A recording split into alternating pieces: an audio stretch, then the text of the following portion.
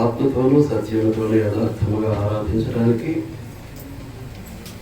ఆయన చేసినటువంటి మేలులకు కృతజ్ఞతాస్తుతులు అర్పించడానికి, మన యొక్క విశ్వాసమును, భక్తి శ్రద్ధలను, దేవుని కొరకు మనం జీవించే జీవిత విలువలను కనుపరుచుకోవటానికి మహాదేవుని యొక్క పాద సన్నిధికి చేసిన దేవుని పరిశుద్ధులందరికీ పేరు పేరున నా హృదయపూర్వక వందనాలు చెల్లిస్తూ ఉన్నానండి.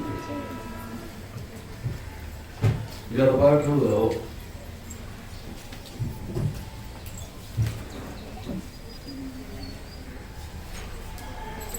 సాతానును ఓడించి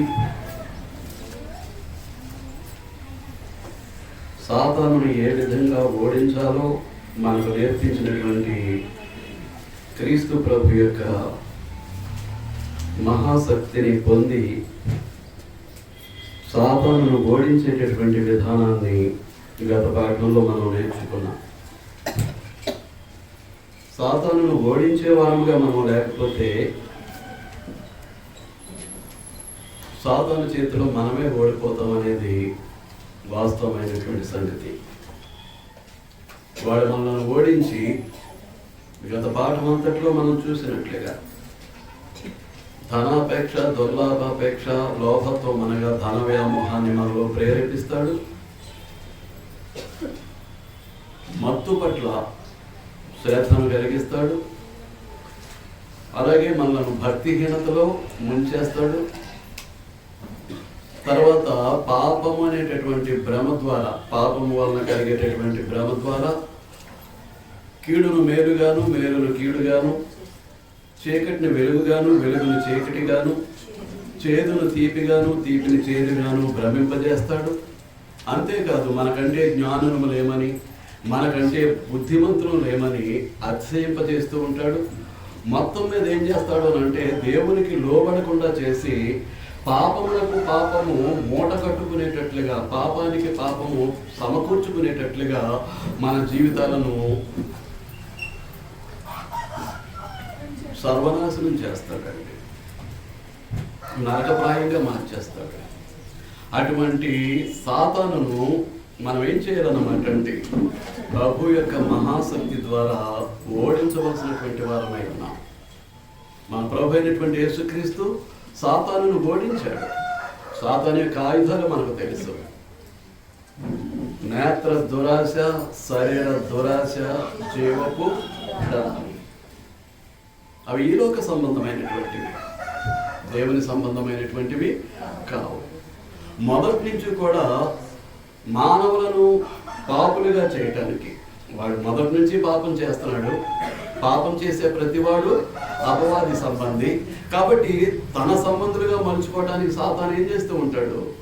ఆ 3 ఆయుధాలు మన మీద ప్రయోగిస్తూ ఉంటాడు. చూసిన వెంటనే బాగుంది అనిపిస్తాడు. ఆ తర్వాత అది నాకుంటే ఎంత బాగుండు అనిపిస్తాడు. తద్వారా ఏం చేస్తాడంటే జీవకుడంబాన్ని ప్రదర్శించుకోవటానికి, అతిశయించడానికి, గర్వించడానికి ప్రయత్నం చేస్తూ ఉంటాడు. గర్వం ఏం చేస్తుంది అనమాట? నాశనానికి ముందు నడుస్తూ ఉంటుంది. నాశనానికి ముందు ఏది నడుస్తుందండి? గర్వం నడుస్తూ ఉంటుంది. ఇక నా అంతటి వారు లేరు, నా ముందు దేవుడు ఎంత అనేటటువంటి స్థాయికి వెళ్ళిపోతారండి. ఏమండి? కనుక మనం చాలా జాగ్రత్తగా మన జీవితాన్ని పరిశీలించుకోవాల్సినటువంటి అవసరం ఉందండి. మీకు పదే పదే చెప్తున్నా, దేవుని యొక్క సన్నిధిలో మనం యథార్థంగా ఉండాలి, నమ్మకంగా ఉండాలి. లోకంలో ఉన్నట్టుగా కుయుక్తులు, కుతంత్రాలు,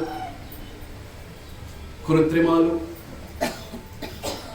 ఎత్తులు, పై ఎత్తులు దేవుని సన్నిధికి రావడంలోనూ, దేవుని సన్నిధిలో కూర్చోవడంలోనూ, తోటి సహోదరి సహోదరులతో దైవ కార్యాల్లో పాలు పొందుట్లోనూ అన్నాటికి ఆ కుయుక్తులు, కుతంత్రాలు, ఎత్తులు, పై ఎత్తులు వేస్తుంటే మనలో మార్పే ఉందండి. దేవుని పట్ల మనకు విశ్వాసం ఎక్కడుంది? ఒకవేళ అవిశ్వాసుల కంటే చెడ్డవారమై ఉంటున్నామేమో. కనుక మన జీవితాలను మనం ఏం చేయాలన్నమాట అంటే పరిశీలించుకోవాలి. మన జీవితాలను ఏం చేయాలి? పరిశీలించుకోవాలి. పరిశీలించుకుంటూ సాతాను మీద మనం ఏం చేయాలన్నమాట అంటే విజయాన్ని సాధించాల్సినటువంటి అవసరం ఉంది. మనం ఏదైతే వాక్యాన్ని నేర్చుకుంటూ ఉన్నామో ఆ సమస్తమును నెరవేరిస్తే అసలు సాతాను ఎదిరించడానికి వాడి ముందు నిలబడటానికి మనం సరిపోతామండి. దేవుని వాక్యాన్ని సారంగా మన జీవితం లేదనుకోండి, అసలు సాతాను ముందు నిలబడటానికే మనం సరిపోము. వాడి మీద విజయం అంటే తర్వాత సంగతి, అది అసలు కుదరదు. సాతాను ముందు నిలబడటానికే శక్తిహీనుడు అయినప్పుడు ఆ శక్తిని పొందాలంటే ఏం చేయాలి? ఎఫెసీ పత్రిక 6వ అధ్యాయంలో 10 నుంచి కిందకు మనం చదువుకున్నప్పుడు సర్వాంగ కవచం గురించి మాట్లాడుతూ చెప్పినటువంటి సందర్భంలో ఏమన్నాడు? సమస్తమును నెరవేర్చితే ఏం చేస్తాం?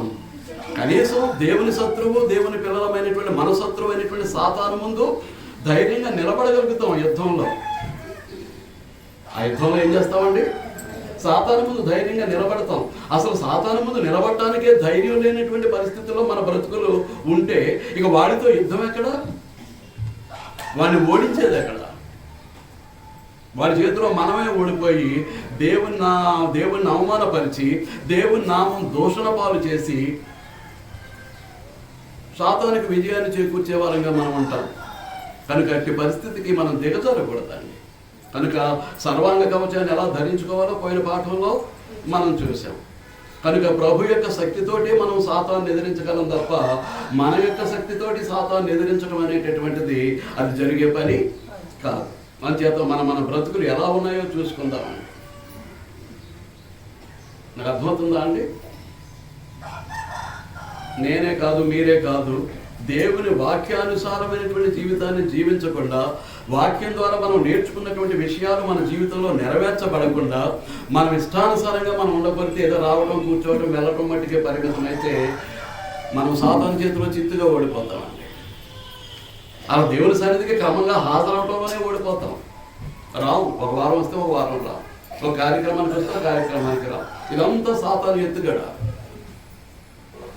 మీకు అర్థమవుతుందా? సాతానుని క్రీస్తు ప్రభు ఎలా ఓడించాడు? వాక్యంతో. వాడు వాక్యాన్ని ప్రయోగించాడు.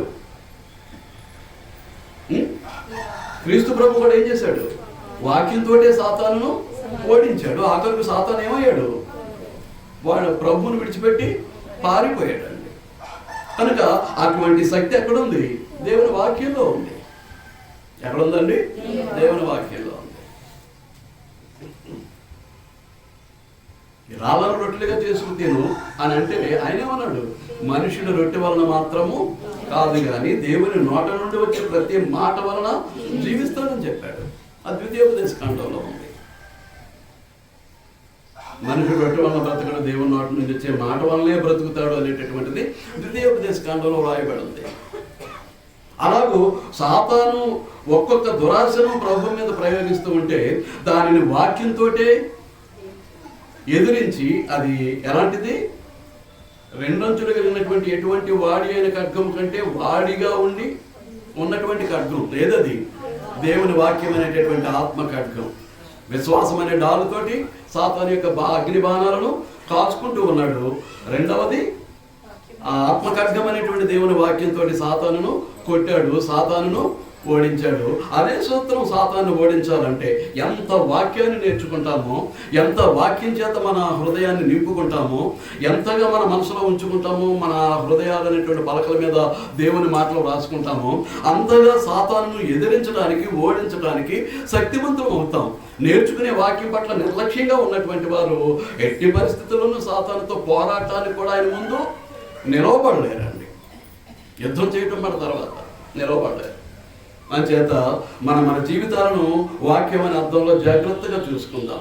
మన ఆత్మీయ సౌందర్యాన్ని దేవుని వాక్యమైన అర్థంలో పరిశీలించుకుందాం. ఎక్కడైనా మచ్చలు, డాగులు కనిపిస్తూ ఉంటే, ఆ పాపపు మచ్చలు కనిపిస్తూ ఉంటే వాటిని సరిచేసుకోవడానికి ప్రయత్నం చేద్దాం. మారు మనసు పొందుదాం. దేవునికి మహిమకరంగా జీవితాన్ని నడిపించుకుందాం. రైట్, ఈరోజు పాయింట్కి నేను బాగా వస్తూ ఉన్నానండి. గతంలో ఒక విషయాన్ని గురించి నేను మరలా భవిష్యత్తులో బోధిస్తాను ఇదే పాఠంలో అని చెప్పడం జరిగింది. అదేంటో చెప్పగలరా?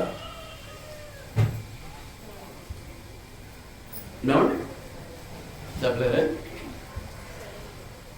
సాధారణముగా కలిగేటటువంటి శోధనను గురించి నేను మరలా మాట్లాడబోతాను ఇదే పాఠంలో అని చెప్పడం జరిగింది.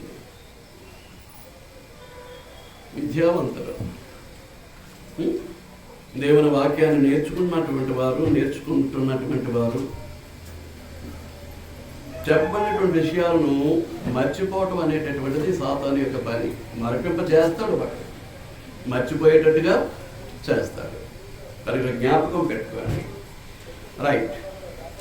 కొరింథీయులకు రాసినటువంటి మొదటి పత్రిక 10వ అధ్యాయం 13వ వచనం. గతంలో ఒక్కసారి ఆ లేఖన భాగాన్ని మనం పరిశీలించాం. ఈరోజు పూర్ణముగా నేర్చుకోవడానికి ప్రయత్నం చేయబోతున్నాం. కొరింథీయులకు రాసినటువంటి మొదటి పత్రిక 10వ అధ్యాయం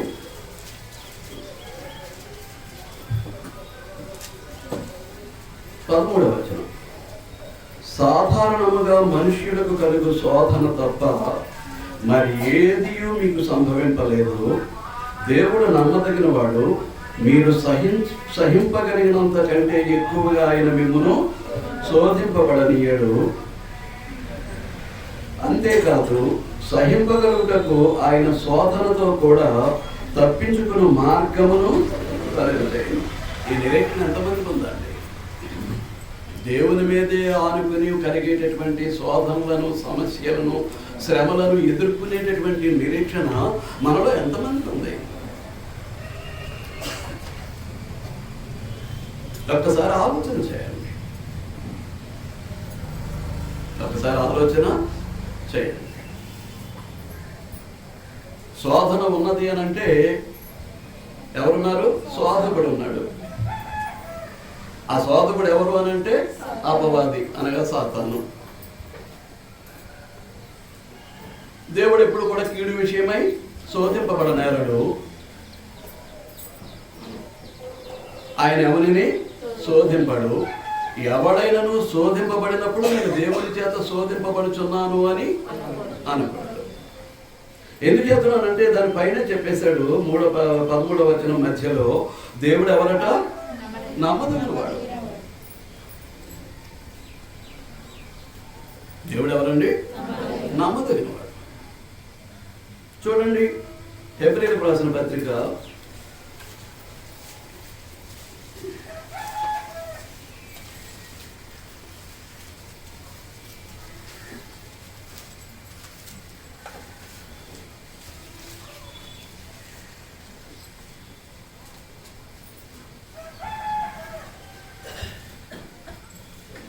11వ అధ్యాయం 6వ వచనం. విశ్వాసం లేకుండా దేవునికి ఇష్టడైనట అసాధ్యము. It is the basic principle. It is the basic principle in our spiritual lives, in our Christian life. ఇది ప్రాథమికమైనటువంటి సూత్రం. ఏది? విశ్వాసం ఉంచటము అనేటటువంటిది. అదే పునాది. క్రైస్తవ జీవితానికి, క్రైస్తవ భక్తి జీవితానికి ఏదండి పునాది? విశ్వాసమే. కానీ కొంతమంది విశ్వాస సంబంధమైనటువంటి జీవితంలో విశ్వాసం అనేటటువంటి పునాది బీటలు వారుతూ ఉంటుంది, పగిలిపోతూ ఉంటుందండి. పునాది కూలిందంటే దాని మీద భక్తి అనేటటువంటి సౌధం నువ్వు ఎన్ని అంతస్తులు కట్టినా కానీ అన్నంతస్తులు కుప్పకూలిపోతాయండి. కనుక విశ్వాసం ఎలా ఉండాలన్నమాట అండి? చాలా బలంగా ఉండాలి. విశ్వాసం అనే పునాది బలంగా వేసుకోవాలి. అర్థమవుతుందా అండి? విశ్వాసం లేకుండా దేవునికి ఇష్టడై ఉండుట అసాధ్యము. దేవుని యొద్దకు వచ్చేవాడు. మనం ఎక్కడికి వచ్చాము ఇప్పుడు? ఎక్కడికి వచ్చాము? దేవుని యొద్దకు వచ్చామంటారా? దేవునితో సహవాసం చేస్తున్నామంటారా? ఆయన అద్వితీయ కుమారుడైనటువంటి యేసుక్రీస్తుతో సహవాసాన్ని అనుభవిస్తున్నామంటారు ఈ సమయంలో? అంటే స్పందన హృదయానికి కానీ మనసుకు కానీ తాకుతుందంటారా? తగులుతుందా? ఆత్మ అటు అనుభవాన్ని అనుభవిస్తూ ఉందా దేవుని సన్నిధిలో? ఊరికనే వచ్చి కూర్చుండి ఎప్పుడు వదిలేస్తాడా, ఎప్పుడు ఆమె అంటాడా? దౌర్భాగ్యపు బ్రతకండి, శాపగ్రస్తమైనటువంటి జీవితాలు. మనం అలా ఉండొద్దండి. అర్థమవుతుందా అండి? మనం దేవుని సన్నిధికి వచ్చాం, దేవుని యొద్దకు మనం వచ్చాం. దేవుని యొద్దకు వచ్చేవాడు ఆయన ఉన్నాడనియు, దేవుని యొద్దకు వచ్చేవాడు ఆయన ఉన్నాడనియు, దేవునితో ఉన్నటువంటి ఆ అనుభవాన్ని సంఘముగా కూడుకున్నప్పుడు నువ్వు అనుభవిస్తే నువ్వు ఎక్కడికి వెళ్ళినప్పటికీ నీ దేవుడు నీతోటే ఉంటాడు, నీకు తోడుగా ఉంటాడు. పాడాం కదా, దేవుడు ఎల్లప్పుడూ తోడుగా ఉంటాడు. నువ్వు యథార్థంగా ఉండాలి, నమ్మకంగా ఉండాలి దేవుని సన్నిధిలో. ఆ యథార్థత నమ్మకత్వాన్ని కోల్పోతే దేవుడు మనతో ఉండటానికి అవకాశాలు లేవు. అంచేత దేవుని సన్నిధిలో నమ్మకంగా ఉండాలండి. దేవుని సహవాసాన్ని అనుభవిస్తున్నటువంటి అనుభూతి ఆత్మకు, ఆత్మ సంబంధమైనటువంటి అవయవాలైనటువంటి హృదయానికి, మనసుకు తాకాలి, తెలియాలి. ఏదో ఒక అందుకు వచ్చి ఒక అందుకు కూర్చొని ఒక అందుకు వెళుతున్నాము అని అంటే అట్టి ఆత్మ సంబంధమైనటువంటి అనుభూతి అంతరంగంలో కలిగేటటువంటి పరిస్థితులు ఉండవండి. మీకు అర్థమవుతుందా అండి? ఆయన యొద్దకు వచ్చివాడు ఆయన ఉన్నాడనియో, తన్ను వెతకే వారికి ఫలము దయచేయవాడనియో నమ్మవలను కదా. ఏం చేయాలి? నమ్మాలి. దేవుడు నమ్మకమైన వాడు. దేవుడు ఎవరండి? నమ్మకమైన వాడు. ఆ నమ్మకమైనటువంటి దేవుణ్ణి మనం ఏం చేయాలి? పూర్ణ విశ్వాసంతో నమ్మాల్సినటువంటి అవసరం ఉంది. పూర్ణ భయభక్తులతో ఆయన్ని వెంబడించాల్సినటువంటి అవసరత ఉంది. దేవుడు ఏవేవైతే తన పిల్లలమైనటువంటి, తన భక్తులమైనటువంటి మనకు వాగ్దానం చేశాడో ఆ వాగ్దానాలు నెరవేర్చడానికి ఆయన నమ్మదగిన వాడు. ఇస్తాను అన్నాడంటే ఇచ్చేసాడు అనమాట. చేస్తాను అన్నాడంటే చేసేసాడు అనమాట. కనుక ఇస్తానన్నది మనం పొందేటట్లు, మన పట్ల చేస్తానన్నది ఆయన చేత చేయించుకునేటట్లుగా మనం ఎలా ఉండాలి? నమ్మకంగా ఉండాలి. ఆయన చెప్పినట్లుగా బ్రతుకుతూ దేవుని యొక్క సన్నిధిలో నమ్మకంగా ఉంటే ఆ నమ్మదగినటువంటి దేవుడు మన పట్ల కూడా ఏం చేస్తాడు? తప్పకుండా ఆయన చేస్తానని వాగ్దానం చేసిన దాన్ని తప్పకుండా జరిగిస్తాడు. చూడండి 10వ అధ్యాయం 23వ వచనం. వాగ్దానము చేసిన వాడు నమ్మదగిన వాడు. వాగ్దానం చేసిన వాడు ఎవరో ఎలాంటి వాడు అటండి? నమ్మదగిన వాడు గనక మన నిరీక్షణ విషయమై మనం ఒప్పుకున్నది నిశ్చలముగా పట్టుకుందాం. మన నిరీక్షణ విషయమై. ఇప్పుడు ఏదైనా నిరీక్షణ అంటే ఏంటి? ఎదురు చూడటం. దాని మీద కదా మన జీవితం ఆధారపడతా. మనం దేని కొరకు ఎదురు చూస్తూ ఉన్నాం? యేసు ప్రభు ఎప్పుడు వస్తాడా అని ఎదురు చూస్తూ ఉన్నాం. ఎప్పుడు ఆయనతో పాటు పరలోకానికి వెళ్ళిపోతానా? దేవునితోనూ, ప్రభుతోనూ, పరిశుద్ధాత్మతోనూ ఎప్పుడు ఆ దైవత్వంతో కలిసి సహవాసాన్ని చేస్తానా? ఆ శాశ్వత ఆనందాన్ని ఎప్పుడు అనుభవిస్తానా? ఆ కోట్లాది దేవదూతలతో కలిసి నా దేవుని నిత్యము కూడా వారితో కలిసి ఎప్పుడు మహిమపరుస్తానా అని ఆలోచన, నిరీక్షణ మనం కలిగి ఉండాల్సినటువంటి అవసరం ఉంది. మరి డబ్బు ఇస్తాడనుకుంటున్నారు, బంగారం ఇస్తాడనుకుంటున్నారు, ఆరోగ్యం ఇస్తాడనుకుంటున్నారు, భూములు ఇస్తాడనుకుంటున్నారు, ఇళ్ళు ఇస్తాడనుకుంటున్నారు, పెళ్ళిళ్ళు చేస్తాడనుకుంటున్నారు. దేని కొరకు మీరు నిరీక్షిస్తున్నారో నాకు తెలియదు. ఈ లోకంలో ఏది ఉన్నప్పటికీ, ఏది లేకపోయినప్పటికీ మనం శాశ్వతంగా ఉండేటటువంటి లోకం ఏదన్నమాట? పరలోకం. ఈ భూమి మీద మన యొక్క జీవితం అశాశ్వతం, తాత్కాలికం, క్షణభంగురం. ఎప్పుడు ఈ లోకంలోంచి నిష్క్రమిస్తామో మనకు తెలియదు. అలాంటి పరిస్థితుల్లో మనం పైన వాటినే వెతకాలి. భూ సంబంధమైన వాటి మీద మనస్సు పెట్టుకోకూడదు. అక్కడ క్రీస్తు ప్రభు తండ్రి యొక్క కుడి పార్శ్వమున కూర్చుండి ఉన్నాడు కాబట్టి మనం పైన వాటి మీదే మనసు పెట్టుకోవాలి, కానీ భూ సంబంధమైన వాటి మీద మనస్సు పెట్టుకోకూడదు. మీకు అర్థమవుతుందా అండి? కొలస్సీయులకు రాసిన పత్రిక 3వ అధ్యాయం 1వ వచనాల్లో మనకు కనిపిస్తూ ఉంటాయి ఆ మాటలు. మీకు అర్థమవుతుందా అండి? అంచేత వాగ్దానం చేసిన వాడు నమ్మదగిన వాడు. మనము నమ్మదగిన వారముగా ఉంటే ఉండొచ్చు, ఆయన మాత్రం నమ్మదగిన వాడుగా ఉండనేరడు. చూడండి తిమోతికి రాసినటువంటి పత్రిక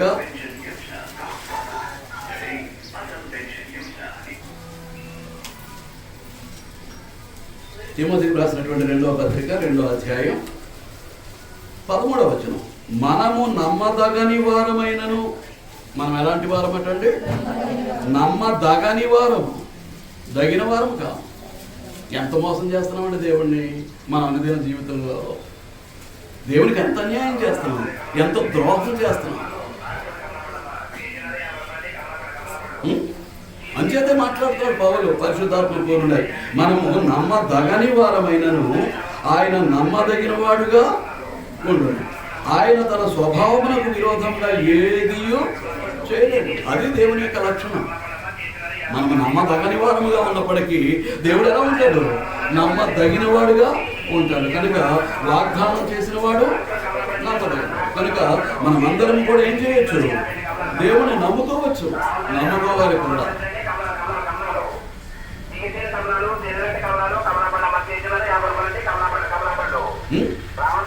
దేవుని నమ్ముకోవాలి, దేవుని నమ్ముకోవచ్చు.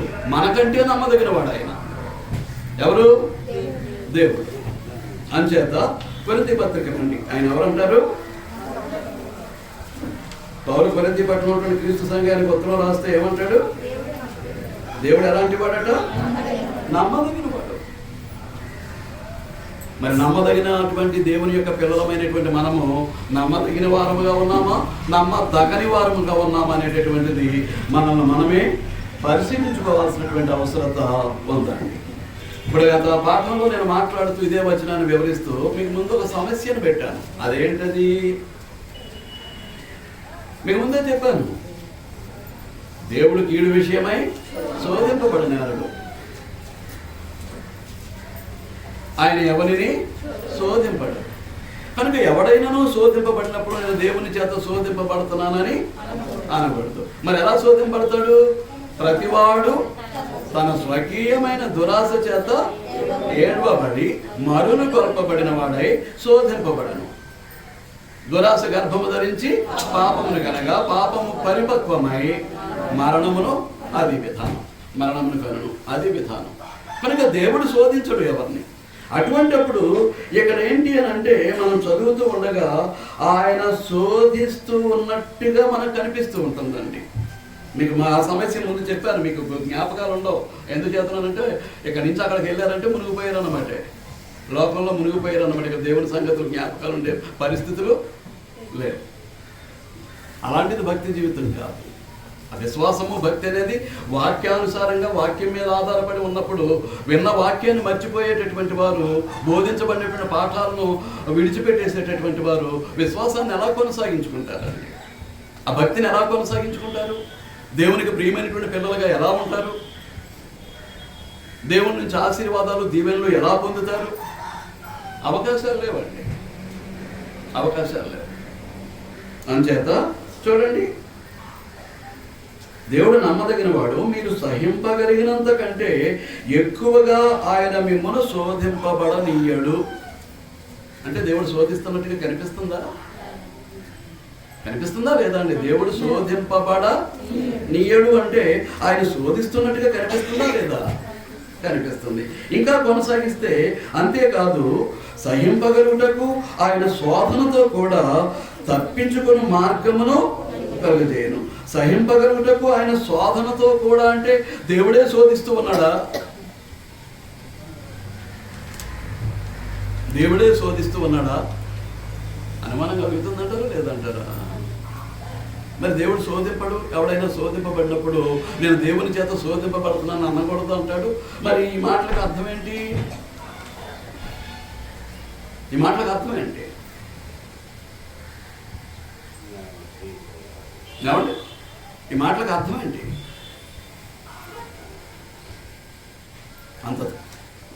అంత తీరుబడి లేదు, అంత ఖాళీ లేదు, ఆలోచించగలిగినంత ఖాళీ లేదు, అవకాశాలు లేదు. ఎప్పుడైనా చెప్పిన పాఠాన్ని ఒకసారి ఇంటి దగ్గర చూశారంటారా? గీసేస్తున్నారు కదా నోట్స్లో. ఆ గీసేసినటువంటి పాఠాన్ని ఎప్పుడైనా చూశారు ఇంటి దగ్గర? నోట్స్ ముందు పెట్టుకుని పరిశుద్ధ గ్రంథాన్ని తెరిచి కాస్త అలా రిఫర్ చేసినటువంటి పరిస్థితులు ఉన్నాయా అండి? మరి ఎందుకు రాసుకోవద్దు అంటే రాసుకోవద్దని నేను చెప్పట్లేదు. దాన్ని వినియోగించుకోవడం చేత కానప్పుడు రాసుకోవటం వల్ల ప్రయోజనం ఏంటి? అందుకే మేము రాసుకోవట్లేదంతా రాసుకున్న వాళ్ళందరూ. అతి తెలివి కదా, మరి వాడి తెలివి మామూలు తెలివి కాదు. ఎవరి తెలివి? సాధారణ తెలివి, మామూలు తెలివి కాదు. అందుకేనండి మేము రాసుకోవట్లేదు.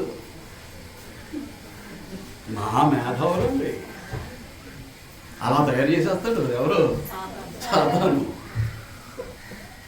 తన కుయుక్తితోటి.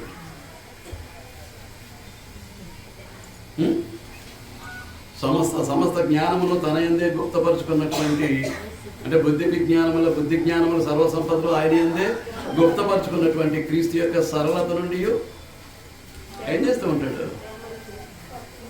పక్కకు తప్పించేటానికి ప్రయత్నం చేస్తూ ఉంటాడు. రైట్, ఏదేమైనప్పటికీ చూద్దాం. కనుక 13వ వచనాన్ని ప్రారంభంలో ఏమన్నాడు? సాధారణంగా మనుషులకు కలుగు శోధన తప్పిదో పాయింట్ మనకి ఇంట్రడక్షన్లో, ఉపోద్ఘాతంలో శ్రమ కలుగుతుందని అంటే సాధారణ శోధన వల్ల కలుగుతూ ఉంటుంది, ఆ తర్వాత సాధారణంగా కలుగుతూ ఉంటుంది, మూడవది దేవుని పరీక్ష వల్ల కలుగుతూ ఉంటుంది, అదే నాలుగవది దేవుని ఉగ్రత. మనం చేసినటువంటి పాపాలకు మార్పు లేనటువంటి జీవితానికి దేవుడు విధించేటటువంటి శిక్షలో భాగంగా మనకు శ్రమ కలుగుతూ ఉంటుంది. మీకు అర్థమవుతుందా? విశ్వాసాన్ని దేవుని చేత పరీక్షింపబడేవారు ఎంతో ధన్యులు. అందులో ఎన్ని శ్రమలంటే రానివ్వండి, ఎన్ని కష్టాలంటే రానివ్వండి, ఎన్ని నిందలంటే పడినివ్వండి, వారు ఎంతో ధన్యులు. దేవుని కొరకు అలా నిలబడిపోతారంటే.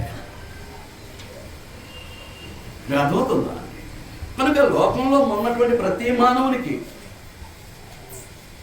కోట్లకు పడగలెత్తినటువంటి వారికి కానివ్వండి, కటిక దారిద్ర్యాన్ని అనుభవిస్తున్నటువంటి వారికి కానివ్వండి, ఎంత చేసినా అంతే కాదన్నట్టుగా ఎవడకుండే శ్రమలు శోధనలు వాడికి ఉంటాయి, సాధారణంగా కలుగుతూ ఉంటాయి.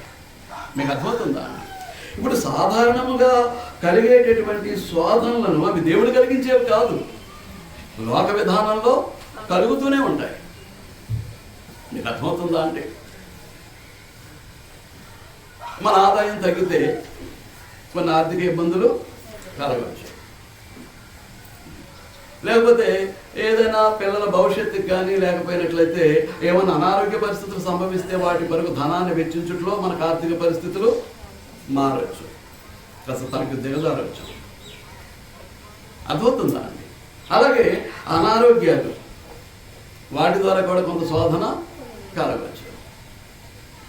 లేదు, భార్యాభర్తల మధ్య సమస్యలు, కుటుంబంలో ఉన్నటువంటి ఐక్యత లేనప్పుడు భార్యాభర్తల మధ్య సమస్యలతోటి మనశ్శాంతి లేకపోవచ్చు, కొంత శ్రమ శోధన కలగవచ్చు.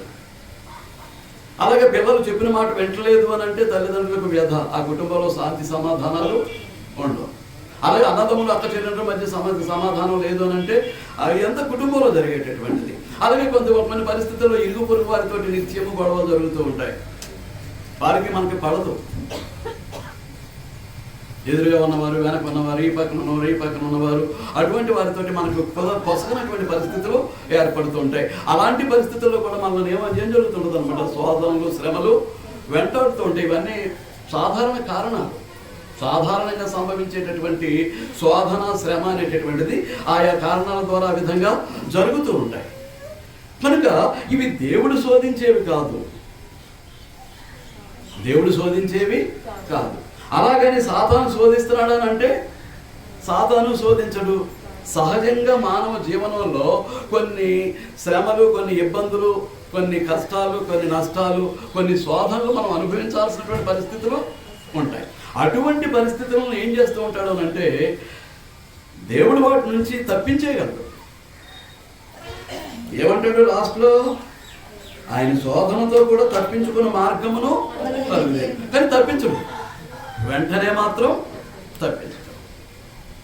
మళ్ళా దాన్ని తట్టుకోవడానికి సహనాన్ని ఇస్తాడు. కలిగేటటువంటి శోధన తట్టుకోవడానికి ఏం చేస్తాడు? సహనాన్ని ఇస్తాడు. మీరు సహింపగలిగినంత కంటే ఎక్కువగా ఆయన మిమ్మును శోధింపబడనీయడు. అంటే సహజంగా వచ్చేటటువంటి శ్రమలను, శోధనలను, కష్టాలను, నష్టాలను, బాధలను, వేదనలను ఏం చేస్తాడనమాట, వాటికి అనుమతి ఇచ్చి ఆయన చూస్తూ ఉంటాడు. మన విశ్వాసం ఏంటో, మన భక్తి ఏంటో, మనం ఎంతవరకు ఆయన పక్షంగా నిలబడతామో, ఆయా శ్రమల్లో, ఆయా కష్టాల్లో ఎంతవరకు ఆయన మీద అనుకుంటామో, ఎంతవరకు తొట్టుపడిపోయి దేవుణ్ణి విడిచిపెట్టేసి, దేవుని సన్నిధిని విడిచిపెట్టేసి దేవునికి దూరంగా పారిపోతామో, ఏం చేయబోతున్నాం అనేదాన్ని దేవుడు ఏం చేస్తూ ఉంటాడు? చూస్తూ ఉంటాడు, అని పరిశీలిస్తూ ఉంటాడు. ఎందుచేతను అని అంటే పైన కొద్ది సంఘటనల గురించి ఇశ్రాయేలులో జీవితాల్లో సంభవించినటువంటి సంఘటనల గురించి చెప్పాడు. ఏంటవి? మీరు విగ్రహారాధకులై ఉండకడి, 7వ వచనం చివరిలో ఉందా అండి? వారి వలె మనం వ్యభిచరింపక ఉందాము. వారిలో కొందరు వ్యభిచరించినందున ఒక్క దినముననే 23,000 మంది కూలిరి. మూడవది, మనం ప్రభువును శోధింపక ఉందాము.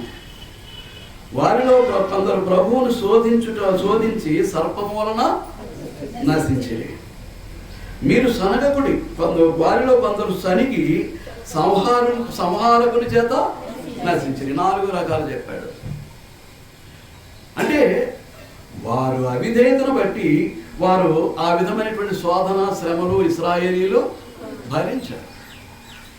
అంటే వారు దేవుని చేత విమోచింపబడినప్పటికీ ఐగుప్తు బానిసత్వం నుంచి దేవుని యొక్క శక్తి ఏంటో, దేవుని యొక్క సమర్థత ఏంటో ఎరిగినప్పటికీ వారు ఏం చేయలేకపోయారు?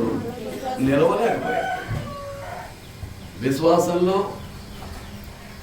దేవుని కొరకు జీవించాల్సినటువంటి జీవన విధానంలో వాళ్ళు ఏం చేయలేకపోయారు? నిలవలేకపోయారు. వారు ఏం చేయలేకపోయారు? నిలవలేకపోయారు. ఇప్పుడు మనం ఏం చేయాలి? ఇప్పుడు మనం ఏం చేయాలంటే దేవుని యొక్క సంకల్పం సంపూర్ణంగా నెరవేర్చబడింది. ఆయన చిత్తం సంపూర్ణంగా నెరవేర్చబడుతూ ఉంది. యేసుక్రీస్తు యొక్క శిలువ బలి, ఆయన శిలువలో చిందించినటువంటి పరిశుద్ధమైనటువంటి ప్రశస్తమైనటువంటి రక్తం మనల్ని ఏం చేసింది? ఈ భూమి మీద ఆయన జీవించినటువంటి 33.5 సంవత్సరాల జీవితానుభవం మనల్ని ఏం చేసింది? నిలవబెట్టడానికి. ఎన్ని కష్టాలున్నా, ఎన్ని శ్రమలున్నా, ఎన్ని శోధనలున్నా, ఎన్ని నష్టాలు కలుగుతున్నా, ఎన్ని బాధలున్నా, ఎన్ని వేదనలున్నా, దేవుని మహిమ కొరకు, దేవుని పక్షంగా, దేవుని కొరకు నిలవబడడానికి మనకు ఏం చేసింది అన్నమాట అండి?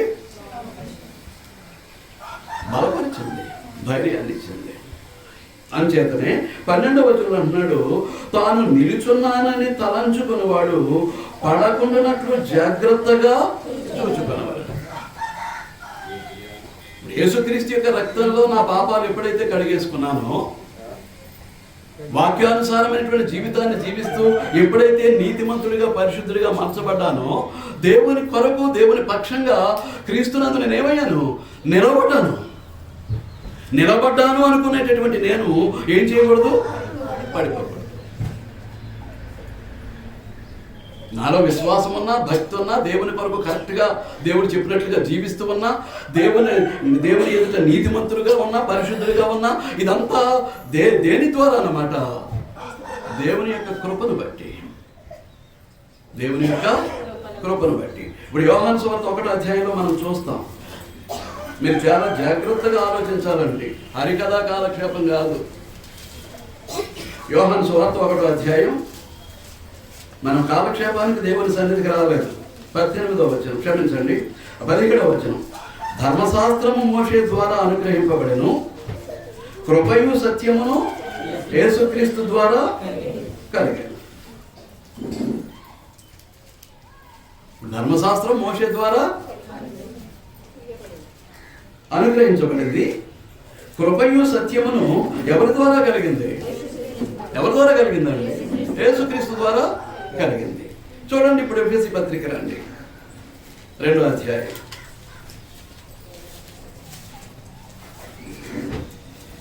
చాలా జాగ్రత్తగా వినాలండి. అందనాలండి. 2వ అధ్యాయం మొదటి నుంచి. మీ అపరాధముల చేతను మీ పాపముల చేతను మీరు చచ్చిన వారై ఉండగా ఆయన మిమ్మును క్రీస్తుతో కూడా బ్రతికించెను. మీరు వాటిని చేయుచు వాయుమండల సంబంధమైన అధిపతిని, అనగా అవిధేయులైన వారిని ఇప్పుడు ప్రేరేపించు శక్తికి అధిపతిని అనుసరించి ఈ ప్రపంచ ధర్మము చొప్పున మునుపు నడుచుకుంటేరి. మీరు చాలా జాగ్రత్తగా గమనించాలండి. మునుపు నడుచుకుంటేరి. వారితో కలిసి మనమందరమును శరీరము యొక్కయు మనసు యొక్కయు కోరికలను నెరవేర్చుకొనుచు మన శరీరాశలను అనుసరించి మునుపు ప్రవర్తించుచు కర్మ వారి వలనే స్వభావ సిద్ధముగా దైవోగ్రతకు పాత్రులమై ఉంటిమి. అయినను దేవుడు కరుణా సంపన్నుడై ఉండి మనము మన అపరాధముల చేత చచ్చిన వారమై ఉండినప్పుడు సైతము మన ఎడల చూపిన తన మహా ప్రేమ చేత మనలను క్రీస్తుతో కూడా బ్రతికించెను, కృపచేత మీరు రక్షింపబడి ఉన్నారు. క్రీస్తు యేసునందు ఆయన మనకు చేసిన ఉపకారము ద్వారా అత్యధికమైన తన కృపా మహదైశ్వర్యమును రాబో యుగములలో కనుపరచు నిమిత్తము క్రీస్తు యేసునందు మనలను ఆయనతో కూడా లేపి పరలోకమందు ఆయనతో కూడా కూర్చుండబెట్టెను. మీరు విశ్వాసము ద్వారా కృపచేతనే రక్షింపబడి ఉన్నారు. ఇది మీ వలన కలిగినది కాదు, దేవుని వరమే. ఇది క్రియల వలన కలిగినది కాదు కనుక ఎవడును అతిశయపడ వీలు లేదు. మరియు వాటి యందు మనము నడుచుకొనవలనని దేవుడు ముందుగా సిద్ధపరిచిన సత్క్రియలు చేయుటకై మనము క్రీస్తు యేసునందు సృష్టింపబడిన వారమై ఆయన చేసిన పని అయి ఉన్నాము. జాగ్రత్తగా వచనం వెంబడి వచనాన్ని, పదం వెంబడి పదాన్ని, అక్షరం వెంబడి అక్షరాన్ని మీరు పరిశీలిస్తూ ముందుకు వెళితే విషయం ఏంటో మీకు గ్రాహ్యమై ఉంటుంది. విషయాన్ని గ్రహించుకుని ఉంటారు. నేను చదువుతున్నాను, మీరు అలా చూసుకుంటే వెళ్ళిపోతే ప్రయోజనం ఏముండదు. కానీ అక్కడ ఏముంది, ఏం మాట్లాడుతున్నాడు దేవుడు తన భక్తుని ద్వారా మీరు జాగ్రత్తగా పరిశీలన చేయగలిగితే మీరు సారాంశం ఏంటి అనేటటువంటిది మీకు తెలుసుకోవాలి. పాపముల చేతను అపరాధముల చేతను చచ్చిన వారమై ఉన్నటువంటి మనము క్రీస్తు చేత బ్రతికింపబడ్డాం. ఎలాగూ బ్రతికింపబడ్డాం? కృప చేతనే మీరు రక్షింపబడి ఉన్నారు. ధర్మశాస్త్రము మోషే ద్వారా ఇశ్రాయేలుకు అనుగ్రహించబడింది. కృపయు సత్యమును యేసుక్రీస్తు ద్వారా మనకు కలిగింది. కనుక ఇప్పుడు మనము నేను విశ్వాసిని అని నేను అన్నాను అని అంటే దేవుని కృప నా పట్ల ఉన్నది. నేను దేవుని యొక్క కృపకు పాత్రుడై ఉన్నాను. నేను భక్తిపరుణ్ణి అని నేను అన్నాను అని అంటే దాని దేనివల్ల అన్నమాట, దేవుని కృప వల్లనే నేను భక్తిపరుడిగా ఉన్నాను. నేను నీతిమంతుణ్ణి అని అన్నాను అనుకోండి, ఆ నీతి నాకు ఎలాగ అనుగ్రహించబడింది? దేవుని యొక్క ఉచితమైనటువంటి కృప చేతే అనుగ్రహించబడింది. నేను పరిశుద్ధుణ్ణి అని నేను అన్నాను అని అంటే అది ఎలాగ అనుగ్రహించబడింది? దేవుని యొక్క కృప చేతనే నాకు అనుగ్రహించబడింది. ఏదైనా నేను వాక్యానుసారంగా జీవిస్తున్నాను అంటే దాని అర్థం ఏంటన్నమాట, దేవుని యొక్క కృపకు నేను పాత్రుడై ఉన్నాను. దేవుని కృప లేకపోతే మనలో ఏమీ ఉండదు. దేవుని కృప లేకపోతే మనలో ఏమీ ఉండదు. అందుచేతనే ఏమంటాడు, మీరు కృపచేతనే రక్షింపబడి ఉన్నారు. 8వ వచనం, మీరు విశ్వాసము ద్వారా కృపచేతనే రక్షింపబడి ఉన్నారు. విశ్వాసం అనేది బలంగా మనలో ఉంటే మనం దేవుని యొక్క కృపకు పాత్రమై ఉంటాం. విశ్వాస జీవితంలో మనం సరిగా లేవనుకోండి, మన విశ్వాసం సరైనది కాదనుకోండి. అంచేత ముందు ఏం చదివాను, విశ్వాసము లేకుండా దేవునికి ఇష్టడై ఉండుట అసాధ్యము. కనుక మన విశ్వాసము దినదినము వృద్ధి చెందేదై, పటిష్టపరిచేదై, బలము పొందేదై, స్థిరమైనదై మన విశ్వాసాన్ని మనం కొనసాగించుకుంటేనే మనం దేవుని యొక్క కృపకు పాత్రలం అవుతాం. దేవుని కృపకు ఎప్పుడైతే పాత్రలం అయ్యామో ఈ ఆశీర్వాదాలు అన్నీ పొందుతాం. విశ్వాసులుగా ఉంటాం, భక్తిపరులుగా ఉంటాం, నీతిమంతులుగా ఉంటాం, పరిశుద్ధులుగా ఉంటాం, దేవుడు అప్పగించినటువంటి సత్క్రియలు చేస్తాం, దేవుని సన్నిధిలో నమ్మకంగా ఉంటాం, ఏ కార్యక్రమాన్ని ఎగ్గొట్టం, ఏ కార్యక్రమాన్ని నిర్లక్ష్య పెట్టం, బోధించబడిన వాక్యానికి విధేయత చూపిస్తాం. ఇదంతా కూడా దేని ద్వారా అన్నమాట అండి, దేవుని యొక్క కృప చేతనే. ఆయన కృప ఉంటేనే దేవుని కొరకు కార్యక్రమాలన్నీ చేయగలం. ఆయన కృపకు పాత్రలు కాననుకోండి, ఎన్ని కార్యక్రమాలు ఎగ్గొడతామో, దేవుని యొక్క వాక్యానికి ఎంత అవిధేయులమై ఉంటామో. 50-50 అన్నమాట. సగం దేవుని కొరకైతే సగం సాతాను కొరకు. ఎందుకు వచ్చిన బ్రతుకులో అర్థం కాదు. మీకు అర్థమవుతుందా? ఏది నాది కాదు, నేను సంపాదించుకున్నది ఏదీ లేదు. నా క్రియ వలన, నా ప్రయత్నం వలన, నా ప్రయాస వలన, నా కృషి వలన దేవుని కొరకు జీవించేటటువంటి జీవితంలో వెంట్రుక వాసి నేను సంపాదించుకోవడానికి నా దగ్గర తగినటువంటి యోగ్యత కానీ, అర్హత కానీ, శక్తి కానీ నా దగ్గర లేదు. అదంతా ఏంటన్నమాట అండి, దేవుని యొక్క మహాకృప. అందుచేతనే విశ్వాసం అనేది ఉంటే ఆయన కృపకు పాత్రలమై ఉంటాం. ఆయన కృప మన జీవితంలో ఉంటే ఇవన్నీ నెరవేరుస్తాం. నా శరీర సంబంధమైనటువంటి కార్యక్రమాల కంటే దేవుని సన్నిధి గొప్పది. కనుక నేను ఆరాధన మాను, బైబిల్ తరగతి మాను, ఒక కృతజ్ఞత కూటాన్ని మాను, ఒక గృహ కూడికను మాను, సువార్త కూడికను మాను. సంఘము ఆలోచన చేసి ఏ ఏ కార్యాలైతే చేయటానికి ఆలోచన చేస్తూ ఉందో ఆ ప్రతి కార్యములోనూ నేను పాలిభాగస్తున్నై ఉంటాను, పాలిభాగస్తురాలై ఉంటాను. ఇక మీద జీవించే జీవితం దేవుని కొరకే తప్ప నా కొరకు, నా కుటుంబం కొరకు కాదు అనేటటువంటి భావనకు వచ్చేస్తాం. పూర్ణ ఆత్మ సంబంధమైనటువంటి, దైవికమైనటువంటి, పరలోక సంబంధమైనటువంటి స్థితిలోనికి వెళ్ళిపోతాం. దానికి మూలమేదన్నమాట అండి దేవుని కృప. అందుచేతనే పైన ఏమంటాడు 6వ వచనంలో మాట్లాడుతూ, క్రీస్తు యేసునందు ఆయన మనకు చేసిన ఉపకారము ద్వారా అత్యధికమైన తన కృపా మహదైశ్వర్యము. ఆయన కృప అనేది ఏంటంటే మహదైశ్వర్యం. డబ్బే ఐశ్వర్యం అనుకుంటూ ఉన్నారేమో, వెండి బంగారాలే ఐశ్వర్యం అనుకుంటున్నారేమో, ఇండ్లు భూములే ఐశ్వర్యం అనుకుంటున్నారేమో. వేస్ట్, చెత్త. ఆయన కృప అనేటటువంటిది ఆయన విశ్వాసులకు, భక్తి పరులకు ఏంటన్నమాట అండి మహదైశ్వర్యం. దాన్ని మించినటువంటి ఐశ్వర్యం. మనము దేవభక్తులుగా ఈ భూమి మీద క్రీస్తునందు, క్రీస్తు శరీరమైనటువంటి క్రీస్తు సంఘమునందు మీరు బ్రతకాలి అని అంటే, క్రీస్తు శరీరానికి వెలుపల భాగ్యం లేదు. మనల్ని జగత్తు పునాదికి ముందే ప్రేమ చేత క్రీస్తులో పరిశుద్ధులుగా, నిర్దోషులుగా ఏర్పాటు చేసుకొని ప్రేమ చేత ఈ రోజున 21వ శతాబ్దంలో ఇట్టి గొప్ప భాగ్యాన్ని ఇస్తే నిర్లక్ష్యం చేసేటటువంటి మనుషులా? మేము విశ్వాసులం అని చెప్పుకునేటటువంటి వారు విశ్వాసులేనా? మేము భక్తిపరులం అని చెప్పుకునేటటువంటి వారు భక్తిపరులేనా? మేము నీతిమంతులమని చెప్పుకునేటటువంటి వారు నీతిమంతులేనా? మేము పరిశుద్ధులమని చెప్పుకునేటటువంటి వారు పరిశుద్ధులేనా? మేము దేవుని కొరకు మాత్రమే బ్రతుకుతున్నామని చెప్పుకునేటటువంటి వారు నిజంగా దేవుని కొరకు బ్రతికేటటువంటి పరిస్థితులు మన జీవితంలో ఉన్నాయా? ఇటు గొప్ప అనుభవానికి మనం రావాలి అని అంటే ఆయన కృపను మనం ఎలా స్వీకరించాలండి? మహదైశ్వర్యంగా స్వీకరించాలి. ఆయన కృపకు పాత్రులమై ఉండాలి. ఆయన కృపలో నిలిచి ఉండాలి. కృపలో నిలిచుండటం అంటే ప్రభు అయినటువంటి యేసుక్రీస్తు శరీరమైనటువంటి క్రీస్తు సంఘములో నిలిచుండటమే ఆయన కృపలో నిలిచుండటం. క్రీస్తు సంఘములో ఉంటూ కూడా ఆయన కృపకు పాత్రులము కానటువంటి బ్రతుకులు వ్యర్థమైనటువంటి బ్రతుకులు, పనికిమాలినటువంటి బ్రతుకులు, దేనికి పనికిరానటువంటి బ్రతుకులు. తెచ్చుకోవచ్చు, తినవచ్చు, బ్రతకవచ్చు, అనుభవించవచ్చు, సుఖించవచ్చు, లౌకికమైనటువంటి ఆనందాన్ని, సంతోషాన్ని అనుభవించవచ్చు. అది బ్రతుకు కాదు. అది దేవుడు కోరుకునేటటువంటి జీవితం కాదు. నిన్ను సృష్టించిన వాడు, ఈ లోకానికి తల్లి గర్భం ద్వారా పంపించిన వాడు నీ దేవుడు. ఆ సంగతిని గుర్తెరిగి దేవుని కొరకు బ్రతకటాన్ని అలవర్చుకోవాల్సినటువంటి బాధ్యత మన మీద ఉంది. కనుక ఇప్పుడు నేను చెప్పినవన్నీ విశ్వాసులుగా ఉండటం, భక్తిపరులుగా ఉండటం, నీతిమంతులుగా ఉండటం, పరిశుద్ధులుగా ఉండటం, దేవుని కొరకైనటువంటి జీవితాన్ని జీవించటం, దేవుడు అప్పగించినటువంటి సత్క్రియను నెరవేర్చడం అనేటటువంటిది ఏంటన్నమాట?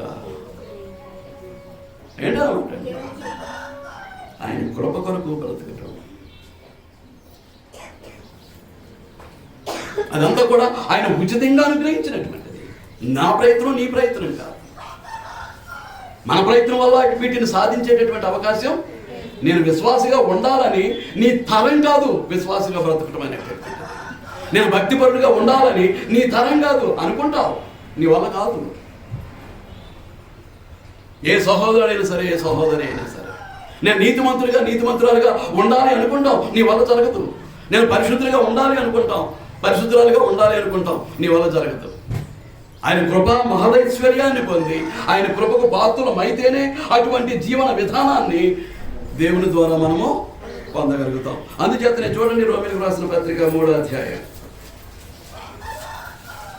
నేను ముగించేయబోతున్నాను, వచ్చే వారికి కొనసాగిద్దాం. 3వ అధ్యాయం 24వ వచనం. కాబట్టి నమ్మువారు ఆయన కృపచేతనే, కాబట్టి నమ్మువారు, పదాలు చూడండి, నమ్మువారు ఆయన కృపచేతనే క్రీస్తు యేసునందలి విమోచనము ద్వారా ఉచితముగా నీతిమంతులని తీర్చబడుతున్నారు. ఏదైనా ఉచితమే. కృపకు పాత్రమై ఉంటే దేవుడు ఏం చేస్తాడు? విశ్వాసాన్ని ఉచితంగా ఇస్తాడు, భక్తిని ఉచితంగా ఇస్తాడు, దేవుని వాక్యానుసారంగా జీవించేటటువంటి, వాక్యానికి లోబడేటటువంటి స్థితిని ఉచితంగా ఇస్తాడు, నీతిని ఉచితంగా ఇస్తాడు, పరిశుద్ధతను ఉచితంగా ఇస్తాడు, దేవుడు అప్పగించినటువంటి పనులు నెరవేర్చేటటువంటి భాగ్యాన్ని కూడా ఏం చేస్తాడు? ఉచితంగా ఇస్తాడు. అసలు ఆయన పేరు ఉచ్చరించడానికి యోగ్యత ఉందా? మనకు అర్హత ఉందా? అటువంటి మనలను క్రీస్తు ప్రభు యొక్క శిలువ బలి ద్వారా ఆయన చిందించినటువంటి ప్రశస్త రక్తములో కడుగుట ద్వారా మనకి ఎట్టి గొప్ప భాగ్యాన్ని ఇచ్చాడో ఆలోచించలేనటువంటి దుస్థితిలో సాతాను బంధకాల్లో పడిపోయి ఉంటే మనం ఏం చేయలేం. నేనేం చేయలేను, దేవుడు కూడా ఏం చేయలేడు. ఏమండి, ఉచితముగా నీతిమంతులను తీర్చబడ్డాం. 26వ వచనం, 25వ వచనం. పూర్వము చేయబడిన పాపములు దేవుడు తన ఓరిమి చేత ఉపేక్షించినందున ఆయన తన నీతిని కనుపరచవలనని క్రీస్తు యేసు రక్తమునందలి విశ్వాసము ద్వారా ఆయనను కరుణాధారముగా బయలుపరిచాను. దేవుడు ఇప్పటి కాలమందు తన నీతిని కనుపరచు నిమిత్తము తాను నీతిమంతుడును యేసునందు విశ్వాసము గలవారిని నీతిమంతునిలా తీర్చువాడునై ఉండుటకు ఆయన అలాగూ తీరుస్తున్నాడు. మనలో నీతి లేదు, ఆయన ఏం చేస్తున్నాడు? నీతిమంతులుగా తీరుస్తున్నాడు. దేన్ని బట్టి? ఆయన ఉచితమైనటువంటి కృపను బట్టి. ఆయన ఉచితమైనటువంటి కృపను బట్టి. మీకు అర్థమవుతుంది? ఆలోచిస్తూ ఉన్నారు.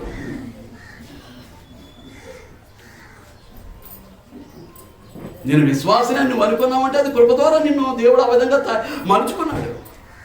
నేను భక్తిపరురాలుగా ఉన్నాను అని అంటే తన కృప చేతేది. నేను నీతిమంతుడిని, పరిశుద్ధుడిని, వాక్యానుసారమైనటువంటి జీవితాన్ని జీవిస్తున్నాను, దేవుడు చెప్పిన ప్రతి మాటకు నేను లోబడుతున్నాను అంటే అదేంటన్నమాట? కృప. దేవుని యొక్క కృప మహేశ్వరి. జగత్తు పునాదికి ముందే దేవుని కుమారులుగా కుమార్తెలుగా సత్క్రియలు జరిగించడానికి నేను సిద్ధంగా ఉన్నాను అని అంటే అది దేవుని ఉచితమైనటువంటి కృప. దేవుని కార్యాల్లో పాలు పొందడానికి నేను నిర్లక్ష్యం చేస్తున్నాను అంటే దేవుని కృపకు నీవు పాత్రుడవు పాత్రురాలవు కావు. విశ్వాసం లేదు, భక్తి లేదు, నీతి లేదు, పరిశుద్ధత లేదు, ఉన్నాయని భ్రమిస్తున్నాం అంతే, ఏం లేదు. దేవుని వాక్యానికి లోబడే లక్షణం లేదు, వాక్యానుసారమైనటువంటి జీవితం లేదు. దేవుని మెప్పు పొందడానికి దేవునికి ప్రియమైనటువంటి కుమారులుగా కుమార్తెలుగా ఉండేటటువంటి పరిస్థితులు మన జీవితంలో లేవు, వాక్యానుసారంగా జీవించకపోతే. ఇది నిలబట్టం. నిలుచున్నాను అనుకునేవాడు పడిపోకుండా ఆయన ఏం చేస్తున్నాడు? మనం నిలుచుంటామా పడిపోతామా అనేది పరీక్షించడానికి ఏం చేస్తున్నాడు? చూస్తున్నాడు. అలాగే నేనేం శోధించట్లేదు. నా కుమారుణ్ణి నా కుమార్తెను శోధించడానికి నేను సాతానికి విడిచిపెట్టలేదు. ఈ రెండూ నేను చేయలేదు. కానీ మానవులకు సాధారణంగా కలిగేటటువంటి కష్టాలే నా మామూలుగా వచ్చేటటువంటి నష్టాలే, మానవులుగా కలిగేటటువంటి శ్రమలే, మామూలుగా కలిగేటువంటి శోధనలే కలుగుతూ ఉన్నాయి. కానీ వారు ఆ శోధనలో, ఆ కష్టాల్లో, శ్రమల్లో, ఆ నిందల్లో, ఆ బాధల్లో నా కోసం నిలబడతారా లేకపోతే పడిపోతారా? దేవుడు పరీక్షిస్తున్నాడు. దేవుడిని మోసం చేయడానికి ప్రయత్నం చేయకండి. ఆయన ఎవరు మోసం చేయలేరు.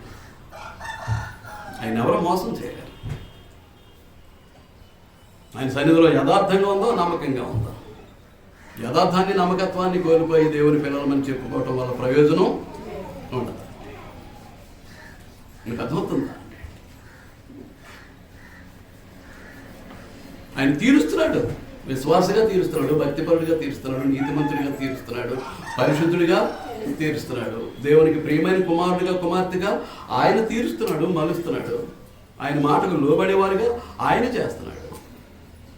నీ విధేయతను బట్టి, నీకున్నటువంటి అంతరంగాన్ని బట్టి పరిశీలిస్తున్నటువంటి వాడు, ఈ నా కుమారుడు నాకు పనిచేస్తాడు, ఈ నా కుమార్తె నాకు పనిచేస్తుంది, ఈ నా కుమారుడు నాకు పనికిరాడు, ఈ నా కుమార్తె నాకు పనికిరాదు. పనికొచ్చేవాడిని వినియోగించుకుంటాడు, పనికిరాని వారిని దూరంగానే పెట్టేస్తాడు. ప్రభా నేను వస్తాను, నక్కలకు బొరియలు ఉన్నాయి, ఆకాశ పక్షులకు ఊళ్ళు ఉన్నాయి, నువ్వు ఆశించేది నా దగ్గర లేదు, నువ్వు రావాల్సినటువంటి పని లేదు. నేను వస్తాను, నా తండ్రి శవాన్ని బాధపెట్టి వస్తాను. నువ్వు జీవాన్ని ప్రేమిస్తే వచ్చాయి, మృతులు తమ మృతులను పాతి పెట్టుకుంటాను, నువ్వు వచ్చి దేవుని రాజ్యాన్ని ప్రకటించు. నేను వస్తాను, కానీ ఇంటికి వెళ్ళి అనుమతి తీసుకుని వస్తాను. నాగటి మేడి మీద చేయబెట్టి వెనక్కి చూసేవాడు నాకు పాత్రుడు, దేవుని రాజ్యమునకు పాత్రుడు కాడు. చూసుకోండి మీ జీవితాలు. ఉన్నాము అనవద్దు, నిజంగా ఉన్నాము అనేటటువంటిది పరిశీలించుకోండి. ఉన్నామని మీరు అనుకున్నంత మాత్రాన మీరు ఉన్నారు అని ఆయన గుర్తించాలి కదా. ఆయన గుర్తించినప్పుడు నేను ఉన్నాను అనుకుంటే నేను అనుకుంటే సుఖం లేదు, మీరు అనుకుంటే సుఖం లేదు. ఎస్, నా పని చేయడానికి నా కుమారుడు ఉన్నాడు, ఎస్, నా పని చేయడానికి నా కుమార్తె ఉన్నదని ఆయన అనుకోవాలి. కానీ ఆయన పని చేసే విషయంలో మనం ఎలా ఉంటూ ఉన్నాం? దొంగలమా? తప్పించుకోవడానికి ప్రయత్నించేవారమా? దేవుని పనికి దూరంగా పారిపోయేటటువంటి వారమా? మా శరీర కార్యాలు, లోక కార్యాలకే ప్రాధాన్యతనిస్తామా? దైవ కార్యాలకి ప్రాధాన్యతనిస్తున్నామా? మనం పరిశీలించుకుంటూ జీవితాన్ని ముందుకు కొనసాగించుకుందాం. ఇంతవరకు శ్రద్ధగా ఉన్నందుకు మీ అందరికీ నా హృదయపూర్వక వందనాలు చెల్లిస్తూ ఉన్నాను. పాఠం వచ్చే వారం కొనసాగుతుంది.